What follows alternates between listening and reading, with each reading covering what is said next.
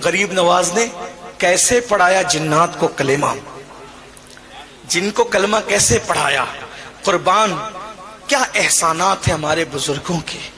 ہم اپنے بزرگوں کی اللہ اکبر وہ قدر نہیں کرتے جو ہمیں کرنا چاہیے. انہوں نے دین کی جو خدمت کی، اس کے لیے جو مشکلیں اٹھائی، مصیبتیں اٹھائی، اس پہ ہماری کوئی توجہ نہیں. ہوا یہ کہ رائے پتورا جس وقت اس نے دیکھا، چونکہ بانٹ رکھا تھا سماج کو خطوں میں، قبیلوں میں، زبان میں، علاقوں میں، عصبیت پہ بانٹ رکھا تھا. غریب نواز ایک کرنے آئے تھے، ایک کرنے. جب رائے پتورا نے دیکھا کہ سرکار غریب نواز رضی اللہ تبارک و تعالیٰ عنہ کے ہاتھ پر لوگ اسلام قبول کرتے جا رہے ہیں، لوگ جڑتے جا رہے ہیں، کیا ہوا؟ اس کو بڑا ٹینشن تھا، میرا تختہ نہ پلٹ جائے، میری حکومت نہ چلی جائے. اپنے آپ کو سمجھتا تھا بہت پاورفل، لیکن یہ بھی سمجھتا تھا اچھی طرح کہ یہ فقیر جو کر سکتا ہے وہ کچھ نہیں، کوئی نہیں کر سکتا. اس نے سوچا لوگ اس کی طرف جا رہے ہیں، بڑھ رہے ہیں، اس کو ختم کرو. جادو کروایا، مشہور بات ہے، جادو کروایا، پتھر کو 2 انگلیوں پہ روک دیا غریب نواز. آپ نے سنا ہے، بار بار سنا ہے. پانی بند کیا، غریب نواز نے کاسے میں سمیٹ لیا، کاسے میں سمیٹ لیا پورے انا ساگر کو. پھر کیا ہوا؟ پھر سانپ بھیجے، بچھو بھیجے، بہت کچھ کیا. آخری میں جب سب کر کے تھک گیا تو ایک جنات تھا، اجمیر معلیٰ کی سرزمین پہ انا ساگر کے کنارے کھڑے رہتا تھا، لوگ اس کی عبادت کرتے تھے. آخری حربہ اجمیر والوں کے لیے، مدد کے لیے وہی تھا کہ جنگوں میں ادھر ادھر جب بہت مشکل آتی تو کہتے سادی دیو کو تو مدد کر. کہا جاتا ہے کہ جب وہ چلتا تھا تو ایسے پیر رکھتا تھا کہ زمین میں دھمک ہوتی تھی، لوگ ڈرتے تھے اس سے. رائے پتورا نے کہا وہ فقیر 2 انگلیوں کے درمیان مسل دینا اس کا کام ہے، اس کا اتنا چھوٹا سا کام ہے، بس کہ اسے مسل دیا جائے. وہ چھوڑتا ہی نہیں ہے ہندوستان، اجمیر چھوڑ کے جاتا ہی نہیں ہے. لوگ مسلمان ہوئے جا رہے ہیں، اس کے قریب ہوئے جا رہے ہیں، جا اور اس کا قصہ تمام کر دے. اس نے کہا یہ تو میرے لیے چھوٹی سی بات ہے. وہ ہنسا اور ہنس کر کے کہا مجھے لیے چھوٹی سی بات ہے. وہ جا کے غریب نواز کے سامنے کھڑا ہو گیا. ان دنوں غریب نواز کا قیام ایک درخت کے نیچے انا ساگر کے کنارے تھا. اس نے کہا اے فقیر، تو اجمیر اور ہندوستان چھوڑ اور چلا جائے یہاں سے. پیچھے اجمیر کے لوگ کھڑے تھے. یہ اجمیر اس لیے کہہ رہا ہوں کہ میں تاریخ بیان کر رہا ہوں، ورنہ جب بھی ہم غریب نواز کی نسبت سے اس شہر کا نام لیتے ہیں تو اجمیر معلیٰ اور اجمیر شریف کہتے ہیں. یہی ہمیں تعلیم دی گئی ہے، ہمیں حکم بھی ہے. ادب ہی ہمارا مسلک ہے، ادب ہمارا مذہب ہے. تو اس نے کہا کہ آپ اجمیر چھوڑ دیں، کیونکہ اس کی بات نقل ہو رہی ہے. اس نے جو کہا وہی کہوں گا، ورنہ اگر وہ یہ کہوں گا اجمیر شریف تو کہا اس نے کب کہہ دیا تھا اجمیر شریف. یہ بھی تو مسائل ہیں، یہ بھی مسئلہ ہے نا. تو اس لیے اس نے کہا چھوڑ دیں آپ اجمیر، ہندوستان چھوڑ دیں آپ. غریب نواز نے فرمایا میں ایسے چھوڑنے کا نہیں، ہندوستان ایسے چھوڑ کے نہیں جاؤں گا کیونکہ خود نہیں آیا ہوں. ہندوستان، اگر ہندوستان چھڑوانے کا خواب ہے سادی دیو، او سادی دیو، اگر تو چاہتا ہے کہ ہندوستان سے ہمیں نکالے تو غریب نواز کا جواب ہے میں خود نہیں آیا، مجھے مدینے کی سرکار نے بھیجا ہے. ایسے نہیں جاؤں گا، نہیں جاؤں گا ایسے، بلکہ مر کے بھی نہیں جاؤں گا.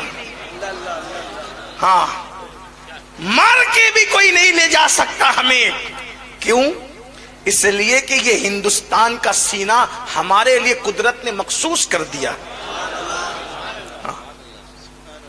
غریب نواز آج بھی اس کے سینے میں آرام کر رہے جسے اجمیر معلیٰ کہا جاتا ہے. رشک کی نظر سے دیکھتی ہے اس زمین کو اور زمینیں کہ اتنا بڑا مبلغ اعظم آرام کر رہا ہے، اور سینے میں، زمین کے سینے میں آرام کر رہا ہے. اس لیے کہ امانتیں سینے ہی میں دفن ہوتی ہیں، امانتیں سینوں میں دفن ہوتی ہے. ہم گھسپیٹیے لوگ نہیں ہیں. ہندوستان میں امانت ہے ہندوستان کی، ہم ہندوستان کی امانت ہیں، ہم نے دفن اس میں ہونا ہے. امانتیں دفن ہوتی ہے، باغی دفن نہیں ہوتے، غدار دفن نہیں ہوتے۔ اللہ اکبر، اگر نظام الدین یہاں دفن ہے تو بتایا جا رہا ہے کہ نظام الدین یہاں کے باغی کا نام نہیں، نظام الدین یہاں کی امانت کا نام ہے۔ قطب الدین اگر یہاں دفن ہے تو قطب الدین یہاں کے باغی اور لٹیرے کا نام نہیں، قطب الدین بختیار کاکی ہندوستان کی امانت کا نام ہے۔ یہ امانتیں ہندوستان کی، اور انشاءاللہ قیامت کے دن اسی زمین سے یہ امانتیں اٹھے گی۔ یہ اس زمین کی بھی امانت ہے اور ہمارے مذہب کی بھی امانت ہے۔ یہ اولیاء اللہ کے آستانے۔ اللہ اکبر۔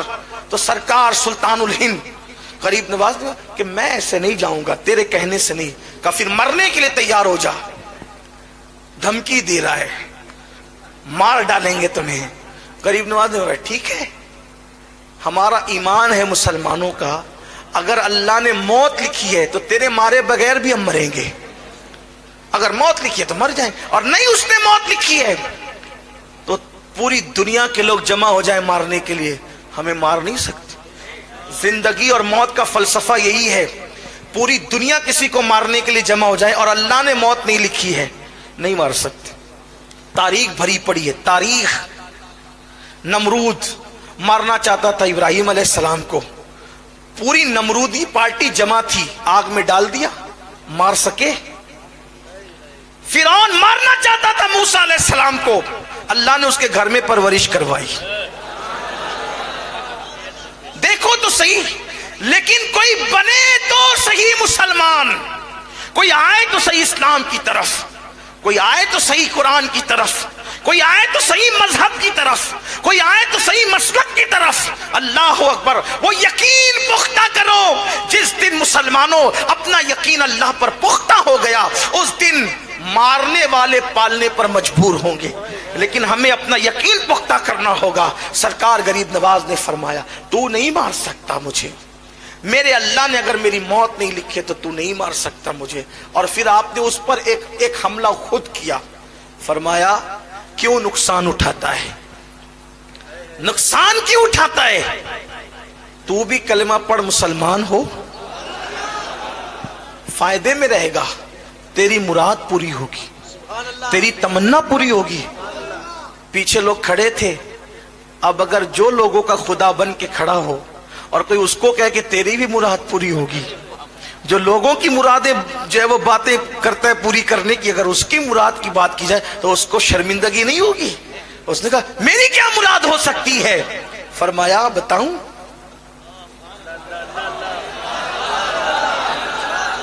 غیب داں نبی کا بیٹا اس لہجے میں گفتگو کر رہا تھا ایک جنات کے ساتھ، تو سرکار غریب نواز